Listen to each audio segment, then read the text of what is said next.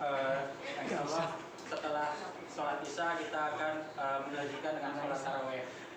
Tak lupa salawat serta salam kita junjungan kepada Nabi besar Nabi Muhammad Shallallahu Alaihi Wasallam, karena berkat syafaat beliau insya Allah nanti kita juga akan mendapatkan syafaatnya sampai yaumul kiamah nanti. Amin.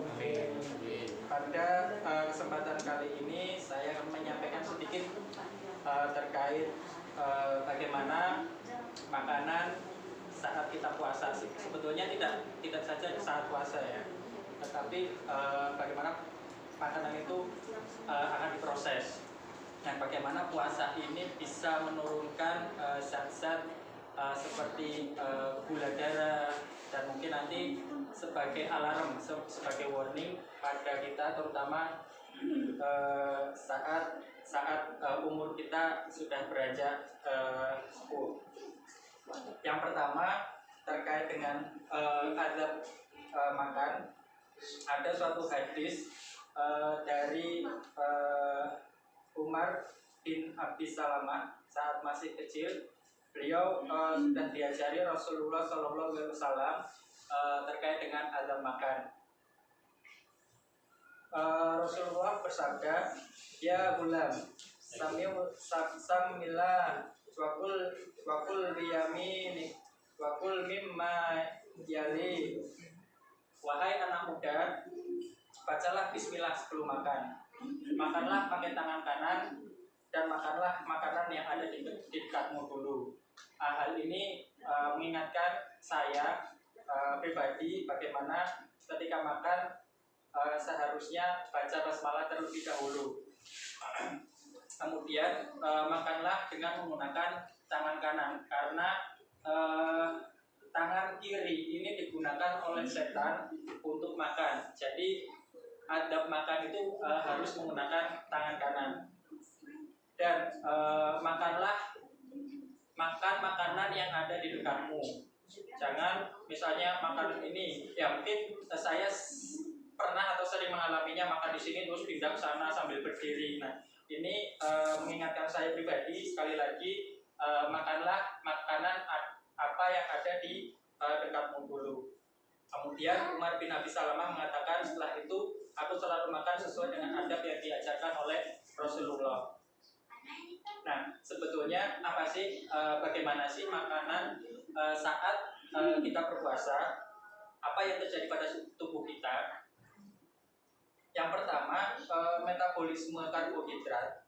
Jadi nasi atau misalnya glukosa, teh manis, kopi manis, itu bagaimana sih prosesnya sehingga ini menjadi cadangan, menjadi tenaga kita sampai kurang lebih 14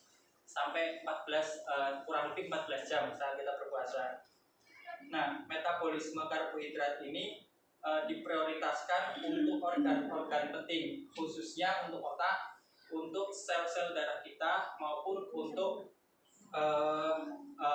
sel-sel saraf yang ada di perifer kita, sehingga kita masih bisa merasakan dingin, kita masih bisa mengecap, masih bisa mungkin meraba dan lain-lain. Pada saat puasa, kadar gula darah kita itu akan menurun 60 sampai 70 mg per desiliter. Nah, sehingga tubuh akan memproses cadangan glukosa kita di dalam hati melalui proses yang kita sebut dengan gluconeogenesis.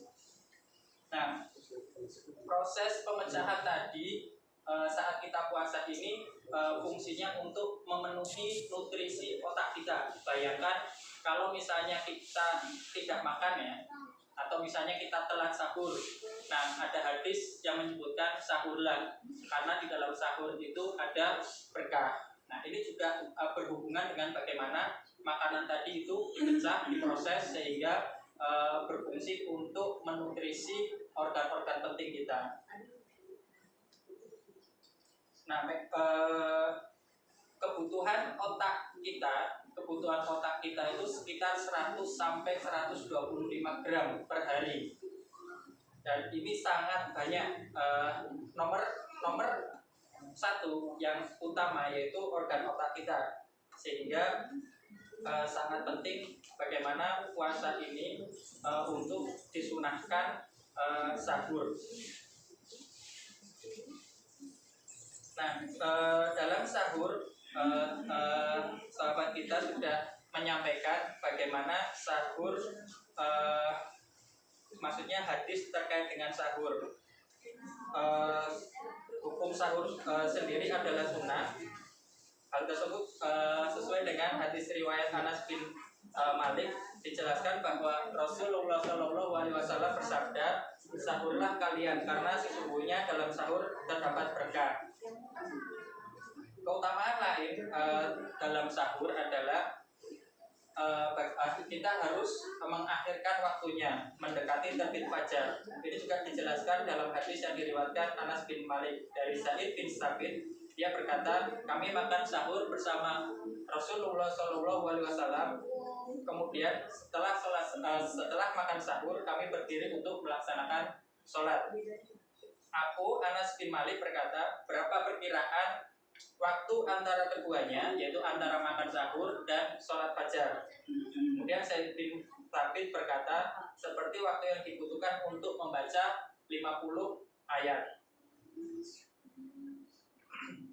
Nah, terkait dengan tadi kembali ke bahan-bahan karbohidrat atau glukosa. Jadi glukosa ini ketika tubuh kekurangan glukosa di dalam darah, kemungkinan akan mengalami hipoglikemia. Tubuh kita akan lemas, mungkin efeknya juga akan menyangkut ke ngantuk, les-lesan, mungkin juga jantungnya juga bradikardis atau di bawah normal. Nah, ini indikasi kalau misalnya kita sebagai orang normal mungkin masih bisa kuat sampai 14 jam ke depan ya. Nah, ini beda halnya dengan ketika orang-orang dengan diabetes. Ini juga menjadi warning ketika tidak direkomendasikan pada orang-orang dengan diabetes, khususnya diabetes yang kaitannya dengan kehamilan atau diabetes tipe 1 atau orang-orang yang diabetes terapi diabetesnya tidak terkontrol atau exercise-nya itu tidak bagus. Ini menjadi warning. Yang kedua, kadar kolesterol. Di sebuah artikel disebutkan bahwa kadar kolesterol seseorang yang berpuasa itu bisa naik, bisa turun. Nah, dari responden yang diambil ternyata naik turunnya kadar kolesterol itu tergantung dari apa yang kita makan, sehingga puasa itu tidak serta-merta akan menurunkan kadar kolesterol kita. Terus untuk yang ketiga terkait dengan sistem pencernaan, bagaimana puasa ini juga berpengaruh terhadap sistem pencernaan kita. Orang-orang yang mempunyai riwayat ulcus pepticum atau istilahnya MAH ini juga harus hati-hati karena orang-orang dengan ulcus pepticum ini akan cenderung mengalami peningkatan asam lambung, sehingga direkomendasikan saat buka dan saat sahur harus mengkonsumsi obat antacid. Nah, ini yang direkomendasikan dari artikel tersebut. Mungkin